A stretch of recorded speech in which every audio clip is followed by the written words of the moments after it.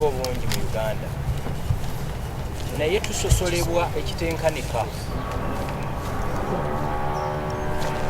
wiiki ng'emu emabega twafuna omukisa ne tusinkana omukulembeze w'eggwanga tumubuulira ennaku yaffe ne tumubuulira baganda baffe nga bwe basosolebwa kyamukuba wala nnyo yali takimanyiiko naye n'agamba nti ako kasonga katono nnyo gy'ali era ajja kasootinga ajja kafikisinga ne tumugamba Mr. President ffe situzze wano complaininga kyokka tuzze n'eddagala kubanga ekitufuula abakulembeze si complaininga all the time ekitufuula abakulembeze coming up ne solutions ne tumugamba Mr. President bw'otunuulira omuntu kasita agamba nti Gashumba oli Munyarwanda automatically ekigenda mu bwongo bw'omuntu omulala alowooza siri Munnayuganda ne tumuwa example Abanyarwanda abaava e Rwanda ne basenga e Congo ne basenga ku lusozi lwe bayita Mulenge Mountains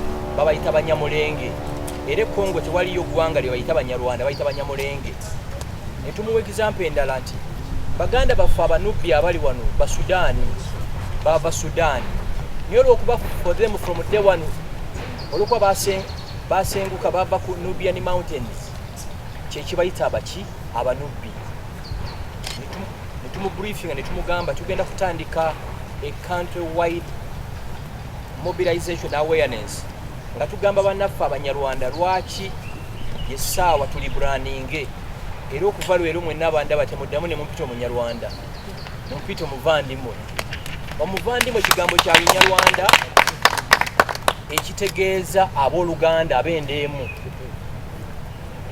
By the way, era tuproposinga singa Omunyarwanda omulala ajja naga naye mumanyi tukyuse kibeere bwe kiti we are ready for that. Ensonga enda abakulu bange gye bakoonyeeko nti tuli ntaaki mu parliament omwo twagenza okibala tulinamu ababaka 86 Abanyarwanda era idea yaffe eno bayinze bulungi ne bagamba nti parliament eri ejja kasita etandika kuzimu kwa amendments ze bagenda okusaba zikolebwe kyekyo lwaki as we are seated here nga bwe tutudde wano essaawa zino waliwo omwana amiddwa national ID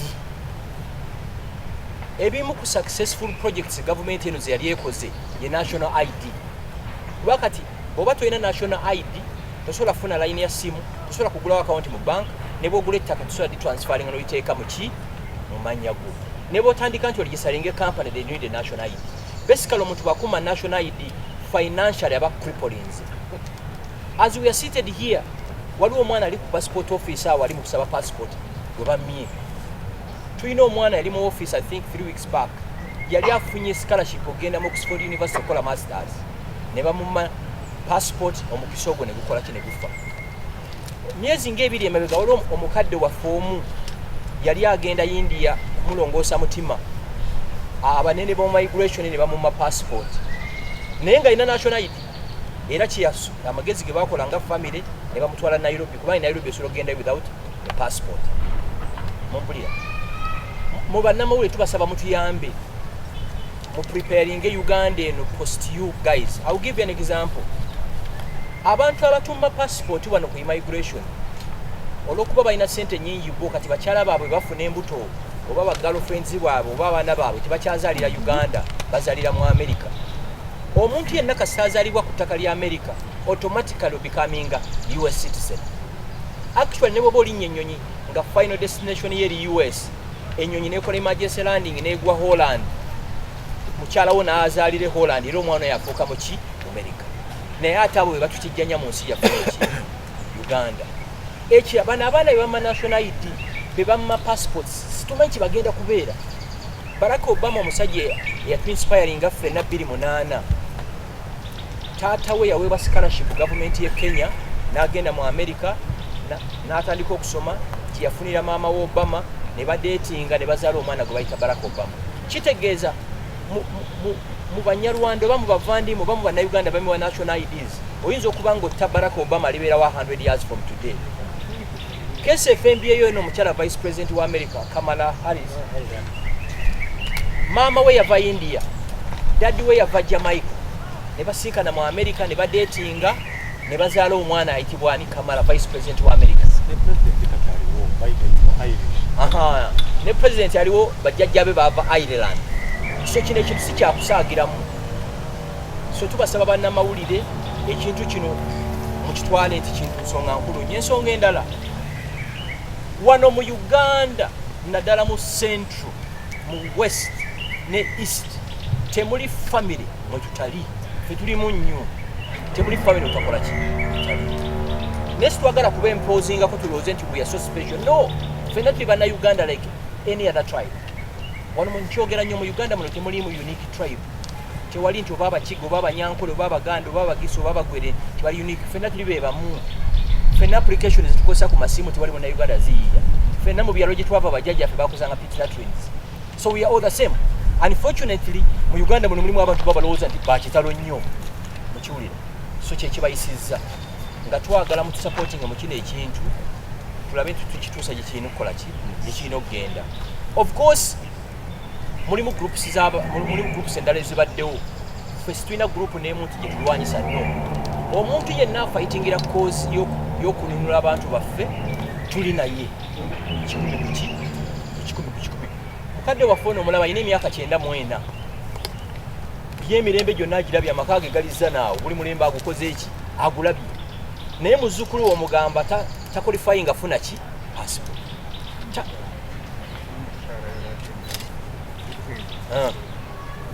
Bamugana obiwulidde. Taata waffe ffe yafuna passport ye 1974 omulembe gwa Idi Amin. N'ekyewuunyisa ffe n'abazzukulu be era continuously babagano bawa ki? Passport ne national IDs.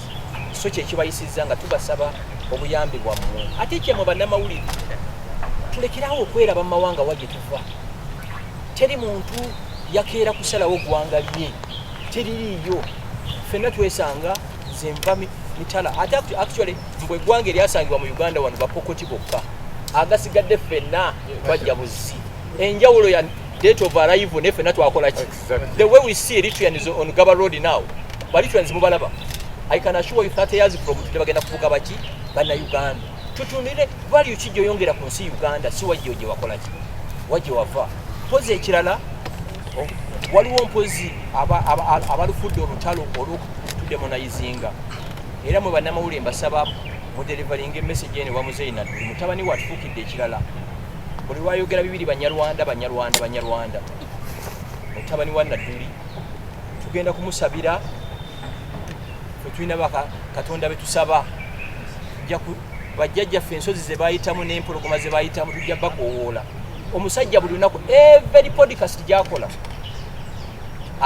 atupaintinga ng'abantu abatali menti kubeera mu buyinza. Actually ne balooya baffe batandise okirowoozaako if there is a possibility omuwaabira mu makooti. Mpozi n'ekirala waliwo ne bannayuganda bali eyo bo omulimu gwa basisiiba ku social media tudemonizinga. Recently twawandikira Facebook, ne tuwandikira YouTube, ne tuwandikira ne UN. UN erina special body ekola ku nsonga z'okusosola mu bantu. So we are not taking this lightly. Kubanze njala ndabe Uganda mu maaso ne bwe tuba twava dda ku nsi kuno nga buli muntu ajenjoyinga ng'omuntu omulala. Muganda commits a crime. Nobody is above the law. Let this person be arrested. Let this person be produced in the courts of law in the next 48 hours. Unfortunately, it has been the opposite. I know Banyarwanda who have spent months and months in CMI cells and ISO cells. What we are saying, no matter where you come from, if they suspect that you've committed a crime, they should produce you in the courts of law. Now, about the Rwandans who came to Uganda like 10 years ago, I think it should be the legislators in the parliament to find a way how they can accommodate them. But for us, we are talking of Banyarwanda who have been here for years and years. Indignants, by the way. You're getting me? Indignants, Banyarwanda. Because what is confusing the state of Uganda, how do they distinguish between a Munyarwanda born in Rwanda and a Munyarwanda born in Uganda? One of the things we discussed with the president, he came out with a brilliant idea. That's very simple. Council for Banyarwanda should come up with the offices in each and every district of Uganda, which we have done now. For example, if there is a Munyarwanda called Bayingana Peter, he hails from Gomba. He has been denied a passport. The immigration of Uganda should get in touch with an elder in Gomba to verify the documents of this young boy. Is he a Ugandan? The moment they confirm that this boy is ours, he will automatically be issued a passport. That's what we agreed on. Oboli Munyarwanda, oboli Musogo, oboli Muganda, oboli Munyankole, oboli Mulango. Naye amateeka gali very clear. Ti omuntu yenna bwa police bwe suspecting nti wazizza omusango. Musawo anamunya baba balina okubanga bakututte mu kooti. Naye of recent things have changed. Tumanyi abantu amaze emyezi 6 mu makomera. Ekyo kye tulina okulwanako. Ku nsonga y'abaana ba KU abo nga boogambyeko abaakwatibwa situmanyi lwaki baakola ki baakwatibwa. Ekirala bwe tunasiikinga amendments mu constitution tugenda ku involvinga the best lawyers in Uganda okulaba nti buli muntu yenna anyigirizibwa mu Uganda abeera protected mu kigambo kino abavandimwe 25 years batona bamanyi nti wali ensi gye bayitanga Zaire bonna bamanyi Congo abaana abali below the age of 20 years tebamanyi nti waliyo company gye bayitanga Zaine yavaamu Celtel sibe kiri then kati eriki Airtel. I bet ku baana abali below 25 years mu Uganda abamanyi Hits Telecom yavaamu Orange nevaamu Africell ulira abaana abazaaliddwa below 20 years bameka bamanyi Nokia oba Ericsson kibazikola ki tebazimanyi abaana abali 40 years abantu abamanyi ensi gye Burkina Faso yali Wagadugu sibe kiri nga kitegeeza successful bwe tuli branding ekigambo Bavandimwe 30 years from today abali beerawo tebalimanya nti waliyo neggwanga lyayitanga baki Abanyarwanda. That's what we try to achieve, and I can assure you with the help of God tujja kikola ki tujja kukyachievinga. Ben Kiwanuka Street I can bet 100,000 omwana ali 25 years okumbula street ebali bagitanga South Street kyetugezaako okukola ki okukola kwega batwawule nti abeeri Banyarwanda abeeno Bavandimwe. Bwana ekisooka omuntu anaakere Kabaale tasula mu ddiiro era asula ku kitanda kye. Ekituleese wano kwe kulaga nti engeri yokka gye tujja okulwanirira abaana baffe n'abazzukulu okusosolebwa bakibata stigma kwe kukyusa erinnya owulira governments all over the world zespayingako.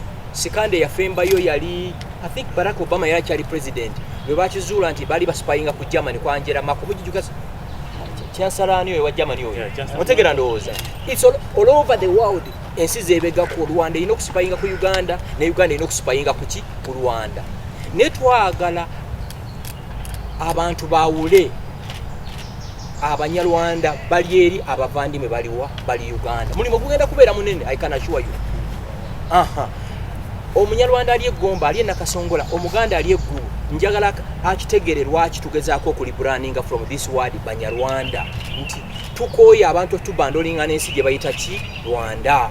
Nakuwadde example eri very simple nti abanubbi mu Uganda Bannayuganda bonna bakimanyi nti Bannayuganda kubanga bo tebabayita Abasudaani. They are called Nubians and they are Ugandans and everyone is comfortable with them. Buchana mpikinze interest in you njagala opikinge olunaku lwo lwosazeewo kwate kamera yo tutambule mu kifo kyonna mu Uganda tutandike okubuuza abantu kyoli bwakugamba nti Munyarwanda kye kikugira mu bwongo. Twakoze study yatushokinze buli gwobuuza nti oli baga nti oli Munyarwanda kye kikugira mu bwongo abironginga wa Rwanda. And another study twaga 94% Banyarwanda born in Uganda they don't have a single relative in Rwanda. They don't even have ties with Rwanda. Unfortunately, Bannayuganda abamu bakyababandolinga n'ensi ekola ki eri naturalizing tukwangwizi ate naturalization imbi nnyo ekoma ku ggwe nze bwe banfuula Munnayuganda abaana kibafuuka baki Bannayuganda. Omanyi kyagenda okugamba ne bw'abanga Munyarwanda kuba omanyi maama wange Munyarwanda ne kitange Muganda. That stigma omuntu of self-identifying kyetugezaako gabane tuveeyo naffe tubenga twesimisa eggwanga lyaffe tulekerawo okwekweka abantu tebaagala kuvaayo waliwo abantu bangi nnyo saagala bamenya mannya wano naye ngenda nentula nabo mu meetings ogenda okumubuuza naye waayi nga kino bwe kiti ne bwe kinaga naye waayi oyagala nkole ki oyagala nveeyo bizinesi yange yonna eggwewo tulowooza nti singa tulibrandinga people are going to freely self-identify. Proud of who they are. Yes. When we do rebrand, generation eneberawo after 25 years tejja kumanya ne lunaku lwetwa rebrandinga ka owa padel sebo tutuuka ne padel Karamoja mutegera ndowooza buli wamu wetuli twagezaako ne tugamba kiki ekinaatugatta ffenna kubanga we are scattered across Uganda ng'ekintu ekiyinza otugatta kiri ekiki ekigambo kyetukoze eki kyetukugambye lwe twalina president yalunyumiza ekigambo mbarara yafuuka ddi mbarara waliyo ekika ky'omuddo mu western Uganda baguyita batya mburara kati abazungu bagenda mu western Uganda ng'omuddo ogwo mungi ne babuuza abanyankole guno omuddo baguyita batya nti mburara kakati boni abazungu ne bafuula mbala nti mbarara. You are getting me? So kino kiri psychological after like 20 years from today nechi ojja tuuka okutamanya twali omuntu gwe bayita Omunyarwanda okiwulira ndowooza so twakyuzinga ekigambo Abavandimwe kubanga situlina specific area mwe tukola ki mwe tuli ego nabadde njuga ne mmeeya weeyo Buyende nga musajja Munyarwanda akola ki ali eyo kati tweyite Bayende tweyite baki ekalangala gye tuli esemba bulijjo everywhere mu buli university mu Uganda tulinamu abakulembeze abo be batulinkinga mu bifo mwe bava kiri kyenjogeddeko nti mu buli district tugenda kubeerayo ne elder affecting abantu baffe ekyo kiri ku muntu omu nti waliwo leadership in every district so eno mobilization gye tulimu eri bottom up and top down back I think like a week back. But kyogambye nti amaanyi gano tugajjawa kwekkiririzaamu bajjajja baffe batambuza bigere okuva mu nsi gye mutegedde tebaayina kye baayina ne bayita mu national parks abamu ne baliibwa ebisolo bo tebaafunako mukisa kola press conference ng'eno bannamawulire ne bavaayo mwena ne mujja oba bajjajjaffe bekkiririzaamu naffe tulina okwekkiririzaamu ate bajjajjaffe abasinga they were economic migrants they were not refugees eyo nayo olumu ndaba abantu bewandiika n'enseka n'okuseka nga bw'olaba bannayuganda bagenda e Bulaaya ku kyeyo ogenda mu Amerika ku kyeyo ne bajjajjaffe baakola ki bwe bajja twekkiririzaamu kubanga ate Abanyarwanda kyembamanyiiko ensonga bebeera yaabwe bajja gibayinga right away kyogambyeko okusibwa abantu mu makomera situsympathizing n'Abanyarwanda bokka basibiddwa iligali buli muntu yenna ali mu komera kubanga as we are seated here nyizo okuba n'akafulumo wano drone n'empiiking kuba zo nzimanyi zitulinze essaawa yonna zijja tuyola naye tekijja tugaana continuing demanding for our rights ate n'ekirala mwami Wamalanga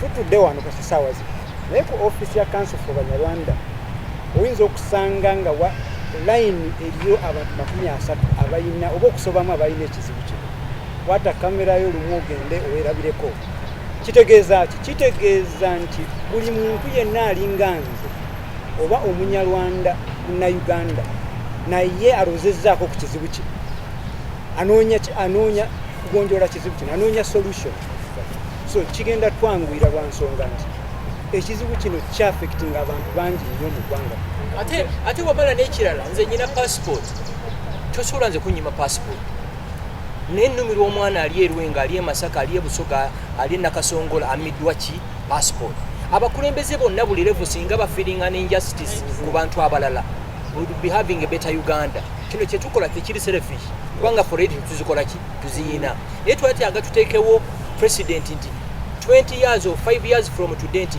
omusoga omuganda omugisi omugwere enfuna gyafunamu passport n'Omunyarwanda bwagikola ki bwagifuna weyite omufumbira nga deep in me amunote mufumbira kyusa eggwanga weyite omuganda weyite omunyankole which we are not ready to do.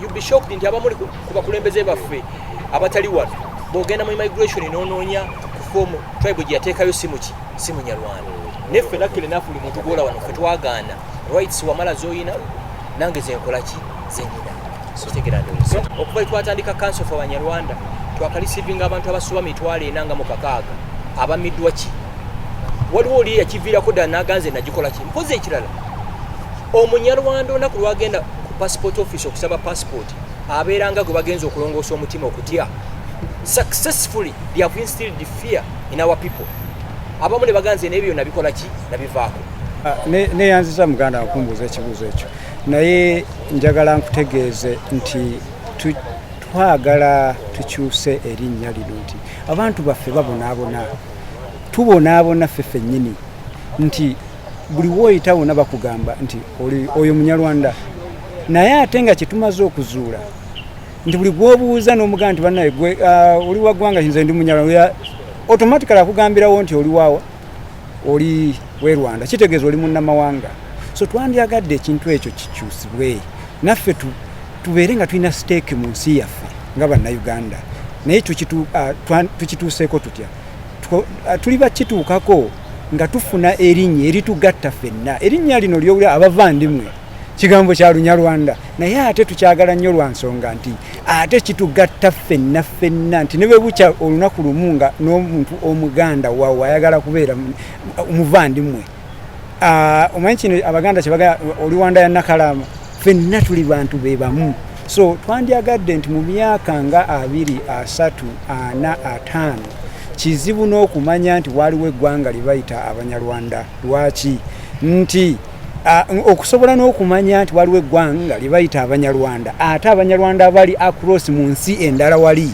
kikwetaagisa okukola research otekemu n'ensimbi osobole okuzuula nti bano abantu baava mu Rwanda Banyarwanda naye twagala naffe batuyite abavandimwe naye nga yadde bajjajjaffe ne bajjajjaffe baava mu Rwanda tekirinaako buzibu so naye nga omwana omuganda bw'anaakula omwana omusoga omwana omulango bw'anaakula nga naye bano bavandimwe baawano n'okusobola okumanya gye baava kimwetaagisa okukola research ey'amaanyi okuzuula obuvo ndowooza munnamawulire omu yadaabuuza ku kigambo n'akozesa ekigambo omuntu yavaawa bajjajjawe baavaawa nga kikwetaagisa okukola research eyo naffe tweyagalire mu ggwanga eryaffe nga Uganda kubanga tetwazza musango okuzaalibwa nga tuli Banyarwanda so y'ensonga lwaki tukyusa erinnya lino. Dr. Lawrence Omuto mututegeezezzaako nti bantu bamwe bangi era mutwadde statistics nti kumpi obukadde 11 Banyarwanda abali mu ggwanga Uganda. Kituufu. Omuntu ayinza okwebuuza nti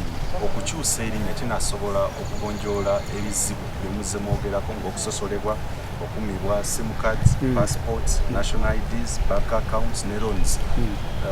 Era munnayuganda oba omuntu oyo munyarwanda akasota nti ekituufu erinnya lye limukiza okuva mu Banyarwanda okudda mu abavandimwe kigenda kusolvinga ekizibu ekyo. Ffe tukakasa nti singa erinnya eryo tulifuna ligenda kugonjoola ekizibu kino lwaki olwaleero bw'ogenda okusaba passport bakubuuza mbu tribe yo yogera wandika tribe yo omanyi omuntu omunyarwanda kyagenda okugamba Rwandese kati lwaki tosaasira immigration office oyo gwowadde eri tribe yo nti Rwandese nga takimanyi bulungi nti Rwandese babeerawa kati alina okunoonyereza alina okukola investigation naye bw'oclarifyinga n'omunyonyola n'omugamba nze ndi muvandimwe kitegeeza ono munyarwanda wa wano yazaalibwa wano si Rwandese kati yo kimwanguyira na processing application nakuwa passport so tulabira ddala nti ekintu kino kigenda kugonjoola obuzibu bwe tuyina wabeerewo enjawulo ey'omunyarwanda eyazze jjo